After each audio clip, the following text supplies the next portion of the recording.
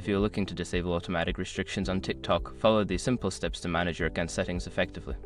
This guide will help you navigate through the process. Step 1. Open TikTok app. Launch the TikTok app on your mobile device. Ensure you're logged into your account to access your settings. Step 2. Go to Profile. Tap on the profile icon located at the bottom right corner of the screen. This will take you to your personal profile page. Step 3. Access settings. Look for the 3 horizontal lines menu icon in the top right corner of your profile page. Tap on it to open the settings menu. Step 4. Select privacy settings. In the settings menu, find and select the privacy option. This section contains various settings related to your account's privacy and restrictions. Step 5. Adjust restrictions. Scroll down to find the restricted mode or similar options. Toggle off any automatic restrictions you wish to disable. Make sure to save your changes if prompted. By following these steps, you can effectively manage and disable any automatic restrictions on your TikTok account.